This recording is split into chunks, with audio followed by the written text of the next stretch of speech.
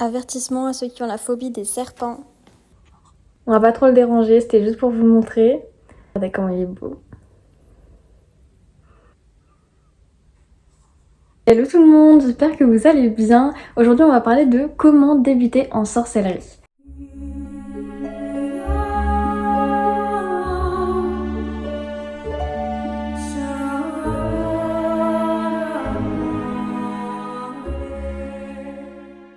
J'avais déjà fait une vidéo sur c'est quoi la sorcellerie, mais c'était plus pour les personnes qui savaient vraiment pas ce que c'était et pas forcément qui voulaient se renseigner dessus ou quoi, mais surtout pour les personnes qui ont une vision très négative de la chose, pour expliquer un peu que ce n'est pas l'histoire qu'on nous raconte depuis qu'on est enfant. Cette vidéo de c'est quoi la sorcellerie, c'était vraiment à titre informatif pour les personnes qui n'avaient vraiment aucune idée de ce que c'était. Mais même si je donne des petits conseils, il n'y a pas vraiment de comment débuter, il n'y a pas d'étape en fait en vous expliquant correctement comment vous pouvez débuter. J'ai fait une petite story sur TikTok pour vous demander si ça vous plairait et il y a pas mal d'hellénistes qui m'ont dit que ils aimeraient beaucoup se lancer mais qu'ils osent pas ou qu'ils savent vraiment pas comment commencer. Donc je suis trop fière de pouvoir faire cette vidéo. N'hésitez pas à me poser des questions si vous en avez et j'y répondrai avec plaisir. Et puis surtout, n'hésitez pas à me dire si la vidéo vous plaît et si c'est assez complet. Et pour les autres sorcières, n'hésitez pas à argumenter sur des choses que j'aurais peut-être pas dit. Reprenez certaines choses que j'ai dit ou si vous avez un avis différent ou si vous trouvez que je l'ai mal formulé ou quoi, il n'y a aucun problème avec ça, justement je préfère.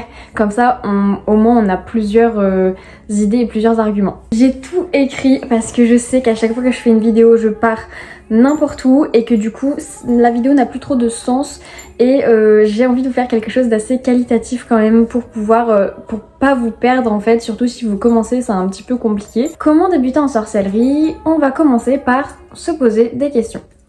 Premier point, par où commencer? Donc là je vais vraiment vous expliquer les choses de base.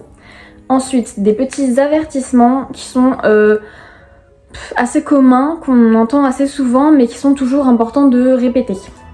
Ensuite, les premières idées de vos premiers rituels quand vous êtes prêt ou prête. Comment l'annoncer à vos proches, amis, famille?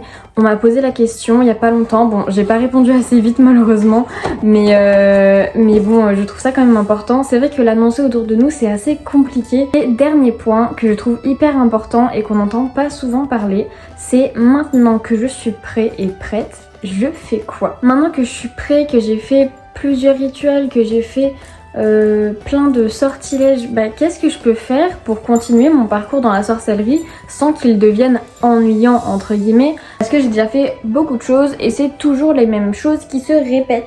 Que puis-je faire? Dans le sommaire, je vais essayer de vous mettre aussi des timings, donc des timings de chaque étape, comme ça au moins s'il y en a une que vous voulez zapper, vous zappez. S'il y a que la dernière qui vous intéresse, vous allez à la dernière et vous connaissez le timing. Le premier point, ça va être de se poser des questions. Des questions assez classiques que vous allez sûrement souvent entendre.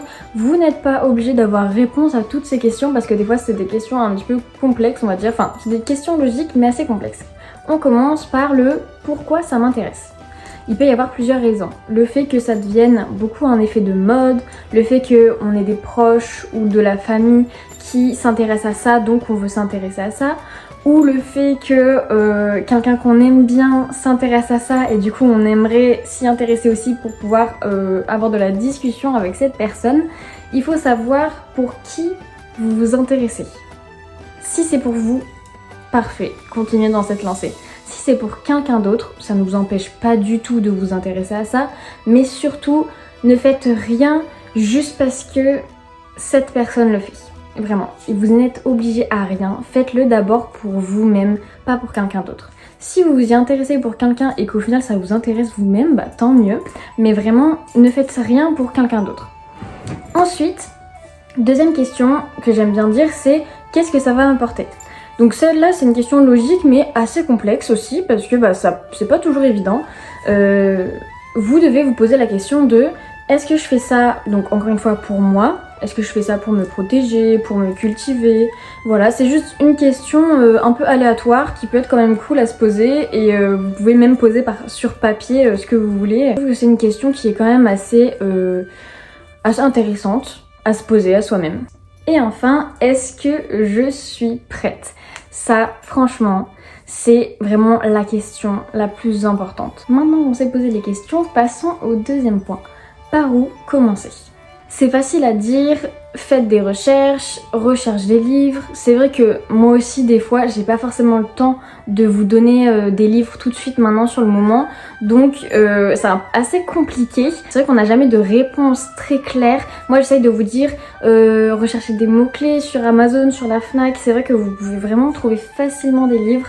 Mais bon, c'est quand même cool d'avoir des conseils au niveau des livres. Ça reste vraiment cool.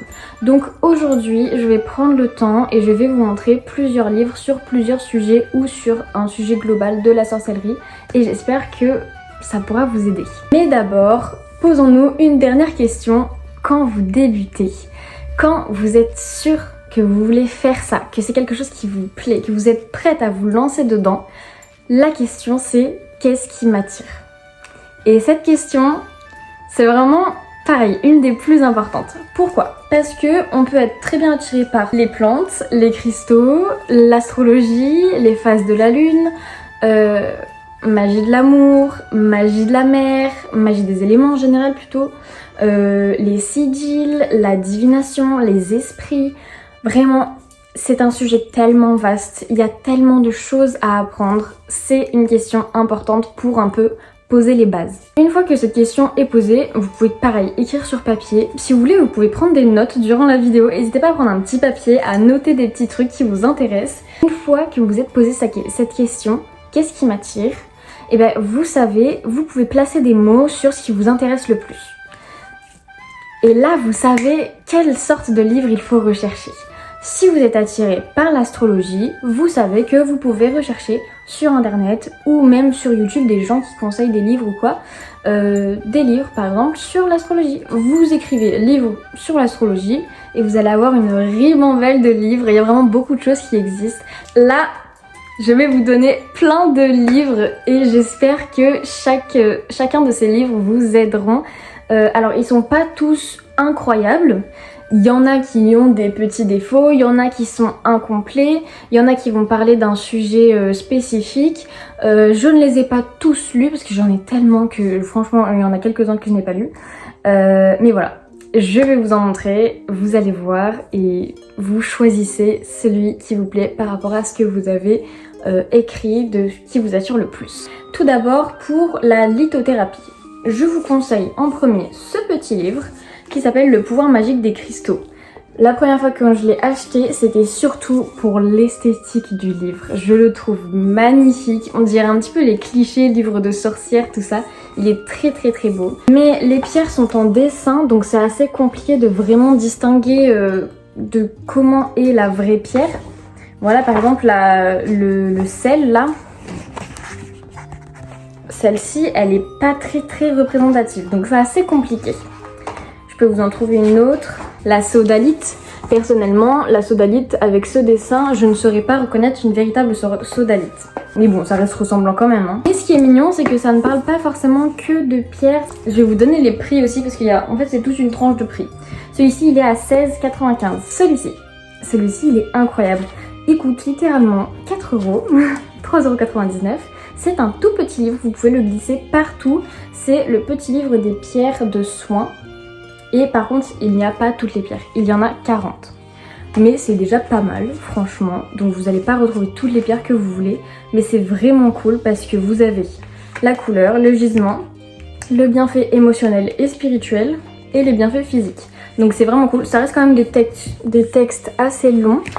C'est super mignon pour commencer. Si vous avez vraiment pas un gros budget, je trouve que ce livre est vraiment cool. Donc le fameux dictionnaire de la lithothérapie. Celui-là, il est littéralement à mon papa et je lui ai volé quand j'ai débuté la sorcellerie. Il l'avait depuis des années et voilà. Il est incroyable, vraiment ce livre. Alors par contre le prix, je crois que c'était 42 €. C'est 34 €. Donc ça reste des petits budgets. Il est incroyable, vraiment vous avez des détails mais de fou, des photos, les pierres sont magnifiques. Celui-là je l'utilise clairement comme un dictionnaire. Quand je recherche une pierre, c'est là-dedans que je cherche et que j'ai tous mes détails. Voilà, pour débuter, Si vous pouvez vous l'offrir, si vous pouvez le demander à Noël, juste un petit cadeau comme ça, voilà, franchement je vous le conseille à fond, il est incroyable. Celui-ci parle du pouvoir des pierres et de l'astrologie, celui-là parle des pierres et des cristaux, mais là on n'est pas sur rechercher un cristaux et avoir le truc, vraiment toute l'explication. Là vous allez avoir plein de conseils en fait pour l'utilisation de cristaux. On passe la magie des cristaux et on passe à la magie des plantes. Mais cette petite édition, ils sont tous du même format, pas très cher. Pour débuter, je les trouve vraiment mignons. Ouais, c'est vraiment cool. J'en avais déjà parlé, je pense, en plus. On passe à la magie des plantes. Premièrement, pour débuter, je vous conseille celui-ci qui est très mignon. Il va vous parler de certaines plantes, donc bien détaillées comme ça. Donc pareil, c'est pas énorme, il n'y a pas beaucoup d'explications, mais pour une base, c'est plutôt cool. Attention à toujours lire les avertissements attention si vous êtes allergique, si vous êtes enceinte, blablabla, tout ça très important. Toujours dans la magie des plantes, je vous conseille celui-ci. Les explications sont vraiment géniales et puis franchement très beau. Très beau, je l'ai beaucoup aimé. Mais il y a très peu de plantes. Par contre, les explications sont géniales. Donc franchement, je vous le conseille par rapport à ça. Il y a quelque chose d'assez intéressant aussi. Ça nous parle aussi des plantes qui sont toxiques. Donc bien sûr, ça nous montre que ce sont des plantes toxiques. Donc par exemple la belladone, qu'il ne faut surtout pas ingurgiter. Mais c'est cool parce qu'on ne parle pas souvent de ces plantes-là qui ont aussi des vertus incroyables. Des pouvoirs magiques. En magie, on utilise la belladone pour favoriser le calme, la guérison, l'imagination, la magie nocturne, la communication avec le plan astral, la vision et la sorcellerie. Donc, il faut se dire que oui, il y a des plantes toxiques, mais si on fait très attention, elles peuvent avoir vraiment des vertus importante. Donc là on part sur de la divination certes, mais il est incroyable parce que là on lit la destinée dans une tasse de thé. Vous vous dites là c'est un truc de divination tout ça, mais juste en le feuilletant. Il faut le feuilleter pour comprendre. Celui-ci vous le feuilletez et en fait vous avez plein de plantes.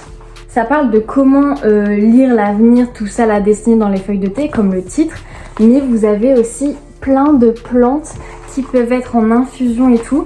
Et vous avez des super avertissements qui disent que si vous êtes enceinte, vous ne pouvez pas consommer, que si vous avez tel âge, vous ne pouvez pas consommer. Donc franchement, c'est génial.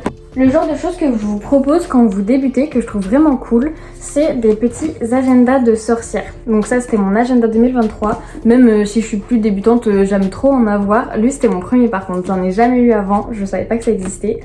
Et 2023, du coup, j'ai découvert ça. Et au début, en fait, je voulais pas en acheter. Parce que, enfin c'est pas que je connaissais pas, c'est que je voulais pas en acheter.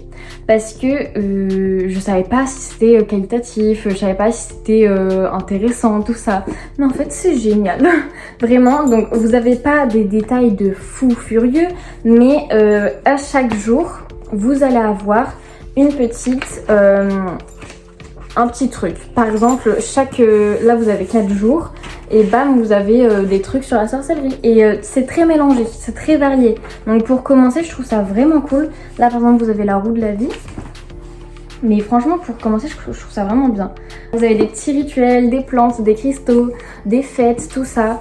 Donc c'est très varié, c'est pas ultra détaillé, mais je trouve ça vraiment cool pour débuter parce qu'au moins vous avez plein de petits trucs et au moins vous pouvez vous renseigner et approfondir vos recherches sur les choses qui vous plaisent le plus et qui vous intéressent.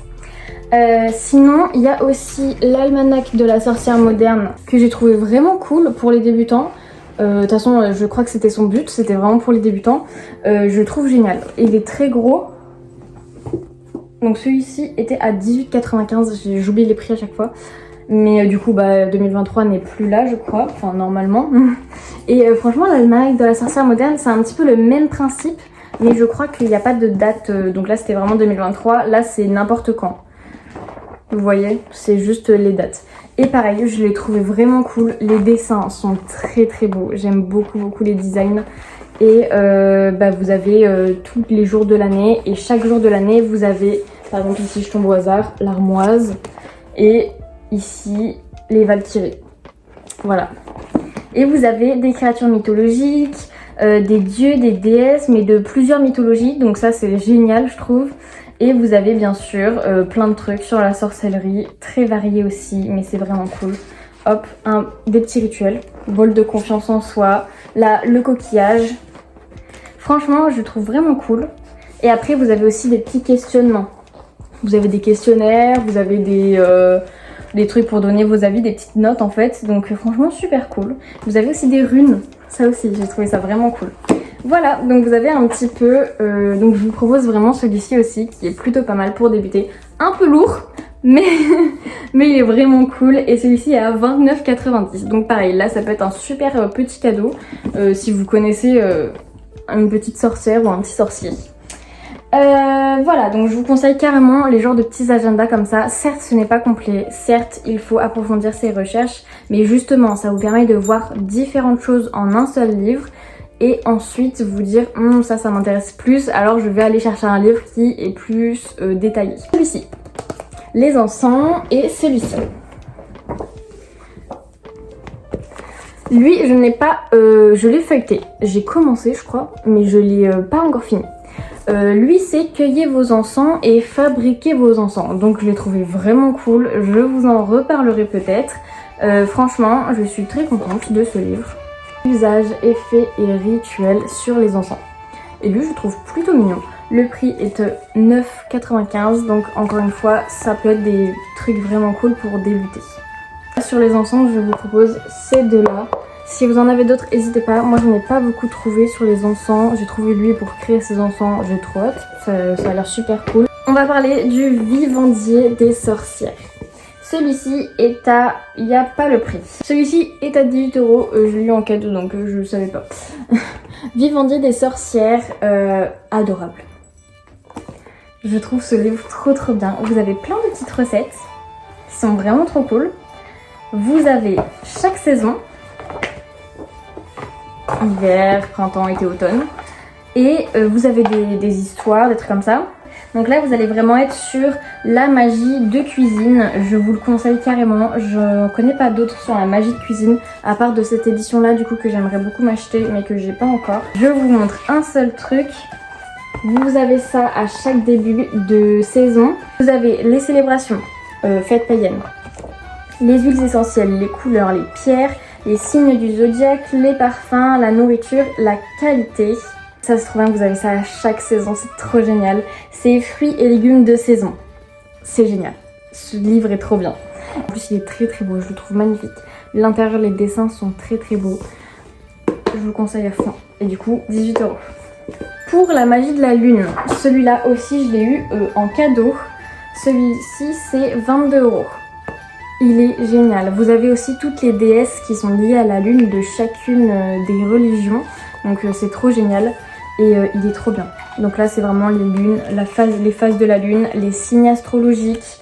Non, franchement il est génial. Vous avez les éclipses, éclipses lunaires, éclipses solaires. Et là vous avez tous les signes astrologiques avec ce que signifie la nouvelle lune et la pleine lune en chaque signe. Donc ça c'est vraiment génial. Voilà, j'espère que ce livre vous intéresse. En tout cas moi je le trouve vraiment incroyable.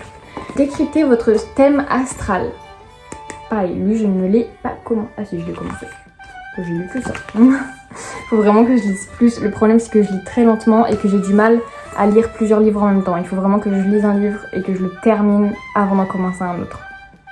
Ou alors je commence mais du coup ça fait que des bébés trucs comme ça et bon c'est pas ouf. Celui-là il faut que je le continue pour vous en dire plus, mais cette genre d'édition pareil qui ont ce format là.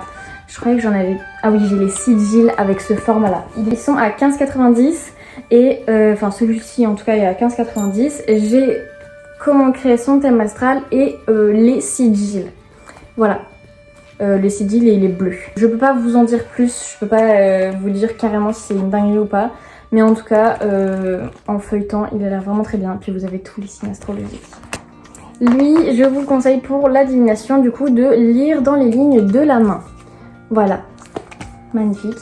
Et il est à 14,95. Si vous en avez d'autres sur les lignes de la main, n'hésitez pas à me le conseiller. Parce que du coup j'ai trouvé que celui-ci, un autre qui avait l'air un peu moins bien, donc je l'ai pas pris, mais j'ai trouvé que lui pour le moment. Sur les runes, vous avez celui-là. à 17,95 €. Maintenant que je vous ai présenté des livres, je vais vous conseiller un compte YouTube pour débuter en sorcellerie que je trouve vraiment génial.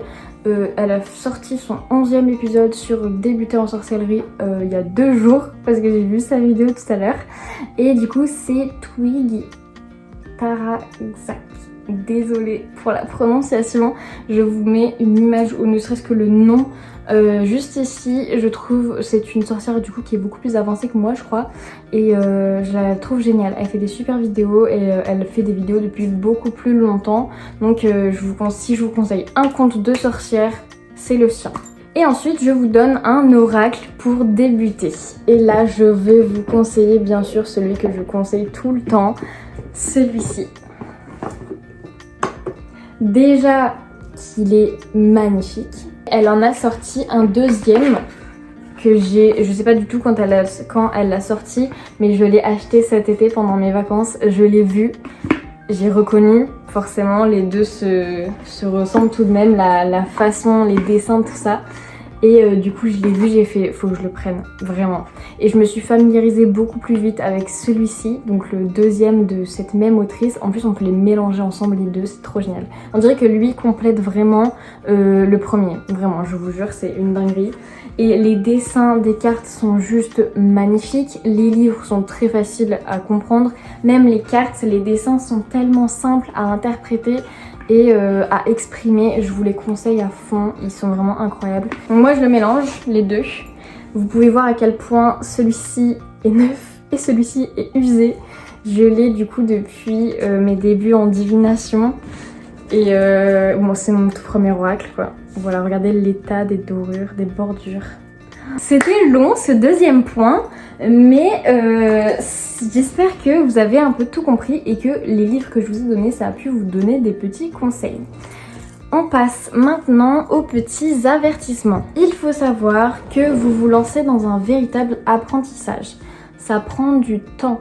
C'est pas quelque chose qui va vous prendre quelques jours ou quelques mois, même quelques années, ça prend vraiment du temps. Si vous êtes vraiment là pour quelqu'un d'autre, ou parce que c'est un petit effet de mode, que ça vous intéresse, que vous voulez voir un petit peu vite fait ce que c'est, je pense que vous allez très vite vous rendre compte que ce n'est peut-être pas fait pour vous et que en fait vous n'êtes pas trop dans ce truc là parce que bah, c'est quelque chose qui est très très long, donc peut-être que vous allez vous rendre compte que c'est pas forcément pour vous. Ce n'est pas grave si vous n'êtes pas toujours régulier, ça c'est important. On ne peut pas être tout le temps régulier parce que sinon ça veut dire qu'il faut rester chez vous tous les jours et être à fond dans votre pratique tous les jours. Ou c'est pas forcément ça être régulier, ça peut être aussi vous mettre une heure et être allez bam là je lis, là je fais un rituel, là je fais machin. Non, pas du tout.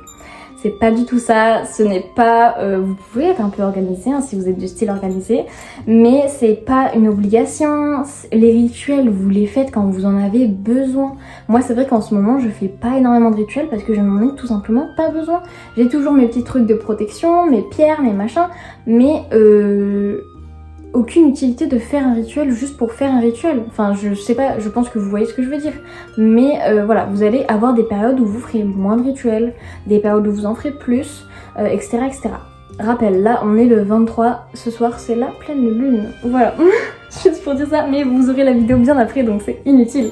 Voilà, vous ne serez pas toujours régulier. Si vous l'êtes, tant mieux pour vous, mais ce n'est pas obligatoire. Sachant que on a une vie, on fait des choses pendant notre vie, c'est assez compliqué. Il y a des gens qui ont des emplois du temps très chargés, donc c'est encore quelque chose à mettre dans son emploi du temps. Donc voilà, il ne faut pas s'inquiéter, il ne faut pas se sentir mal, c'est tout à fait normal de ne pas être régulier dans votre pratique. Pareil pour les erreurs. On fait des erreurs. Nous sommes humains, c'est normal. Je le répète tout le temps, mais je me sens le besoin de vous le répéter. C'est tout à fait normal de faire des erreurs. Ce n'est pas grave. Si on fait jamais d'erreur, mais on n'apprend jamais. T'as fait une erreur, ok.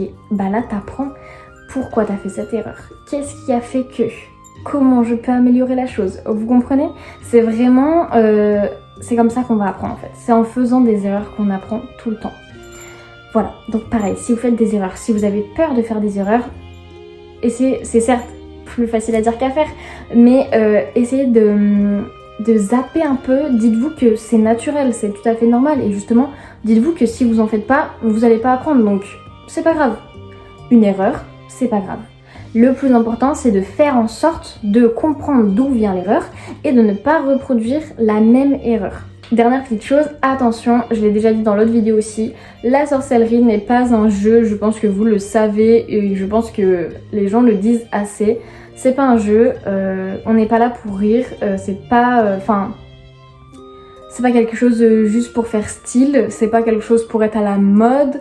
Voilà, c'est avant tout un espace où il faut être quand même assez fort, on va dire, mentalement, parce que les gens, quand ils connaissent pas, ils peuvent critiquer très facilement sans chercher à comprendre quoi que ce soit. Donc ça peut être blessant. Puis tout simplement, la sorcellerie n'est pas un jeu. On ne fait pas un rituel pour faire un rituel. On ne fait pas un rituel parce qu'on l'a vu sur les réseaux et qu'on veut reproduire pour voir si ça fonctionne. Non, voilà. C'est une véritable pratique qui est sérieuse. Ce n'est pas un jeu. Encore une fois. Et surtout au niveau des esprits. Enfin, ça c'est vraiment quelque chose. Surtout au niveau des esprits, au niveau des ancêtres, de la connexion aux morts. C'est pas un jeu. Il faut vraiment se renseigner, apprendre à savoir, apprendre et savoir se protéger. Enfin, je pense que vous comprenez, je l'ai dit assez et je le dirai tout le temps, mais je trouve quand même important de le répéter. On passe au prochain point, les idées pour les premiers rituels. Donc, une fois que vous vous sentez prêt, même si ça fait quelques mois que vous lisez, si vous avez été plus intrigué par un truc en particulier, que vous l'avez bien réalisé et tout, il n'y a rien qui vous empêche de commencer à faire un petit rituel pour faire une eau de lune ou un truc comme ça. Donc ça peut être des petits rituels très simples, très classiques qui peuvent vous aider à débuter. Petite eau de lune, petit sigil, créer un sigil de protection par exemple, tout ça. Et bien sûr bien vous renseigner avant. Et comme pour tout rituel on a besoin, pourquoi pas commencer par un apprentissage et des rituels de protection. C'est vraiment la base de la base. Je l'ai dit dans l'autre vidéo aussi sur la sorcellerie pour expliquer un peu ce que c'était. Les rituels de protection, quoi de mieux pour débuter? Vraiment, vous en avez besoin dans chaque rituel. Avant chaque rituel, il faut se faire son petit cercle de protection, avoir ses petites protections, que ce soit pierre, plante, enfin peu importe. Et du coup, si vous faites un rituel, si vous vous sentez prêt à faire un rituel, je vous propose, pourquoi pas, comme premier rituel, une petite spell jar de protection à porter sur soi, ça peut être cool.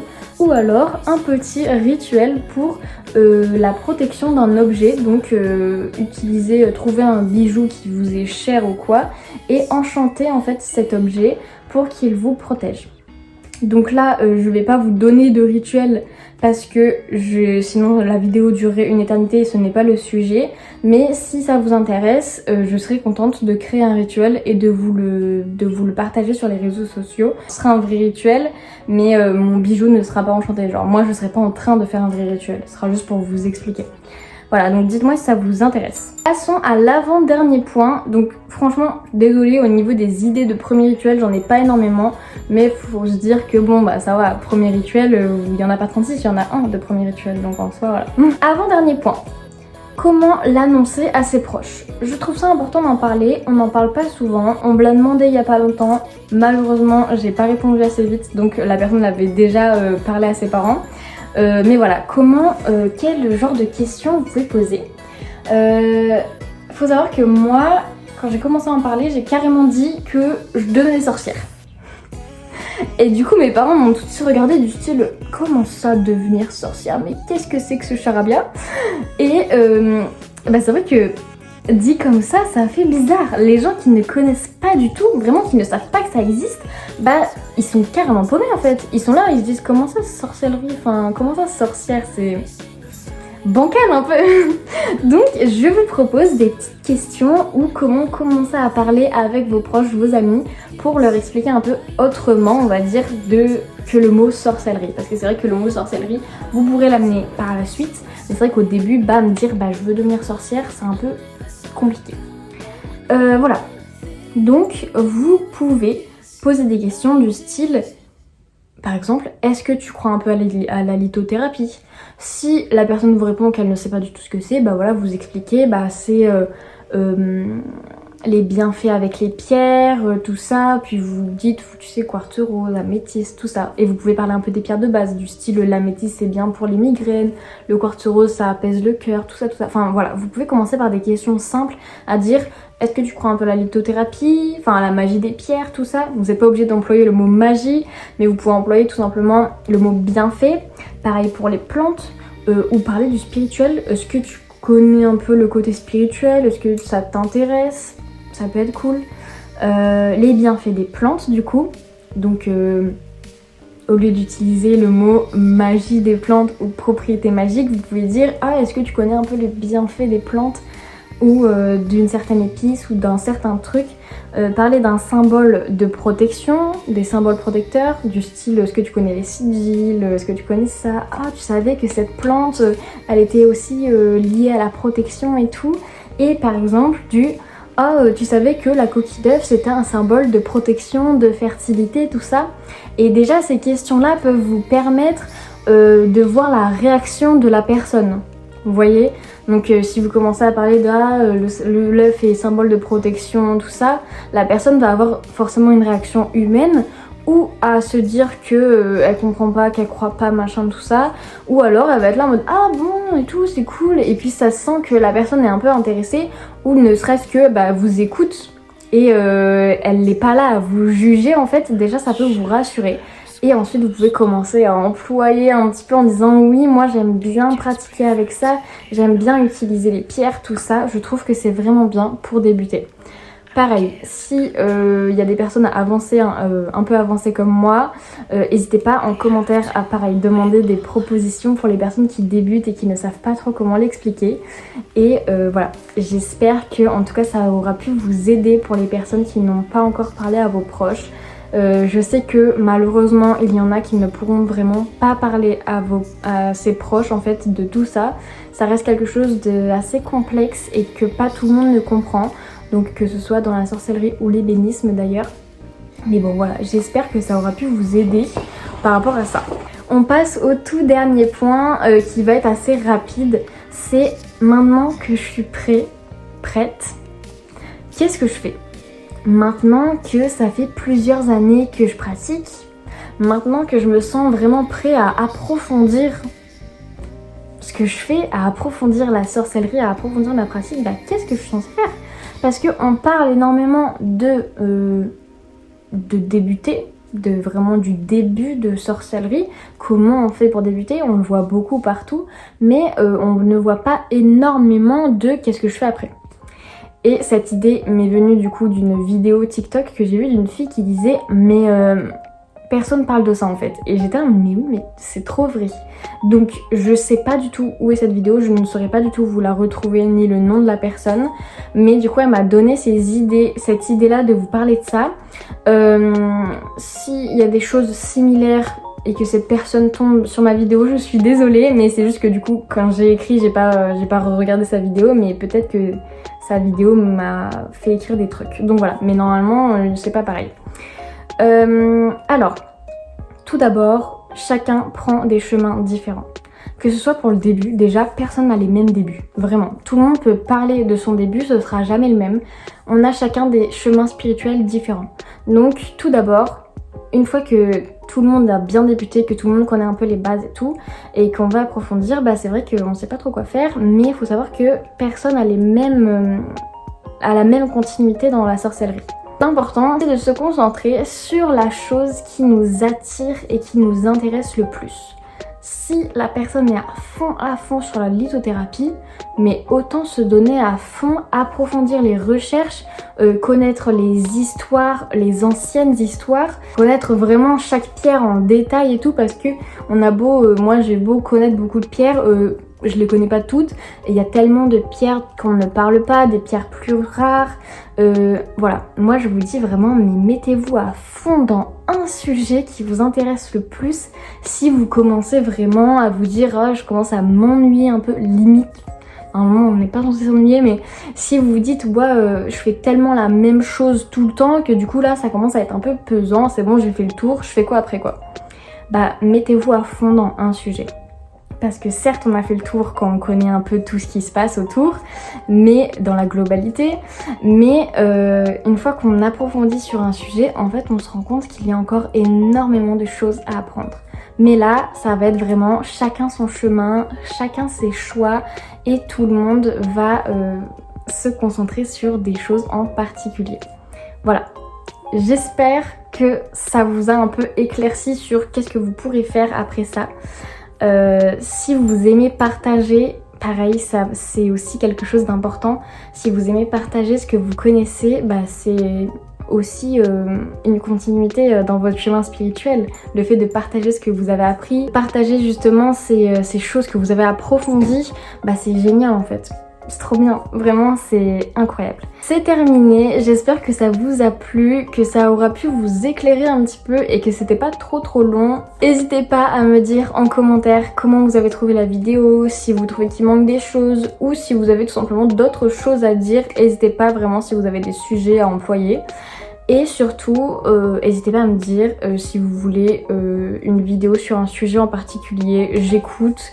Je sais que je suis moins active sur YouTube, mais j'essaie quand même de vous faire des petites vidéos de temps en temps. Au début, je faisais une vidéo par semaine, mais en fait, ça me prenait énormément de temps et en fait, je n'ai pas de temps du tout.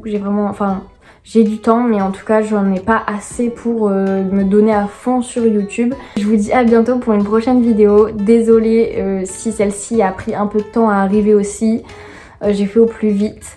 Voilà, en tout cas j'aime beaucoup faire des vidéos, j'aime beaucoup partager ce que je sais et j'aime beaucoup débattre et écouter vos critiques, c'est très important pour moi parce que c'est comme ça que je continue à apprendre et que je vous fais des vidéos de meilleure qualité.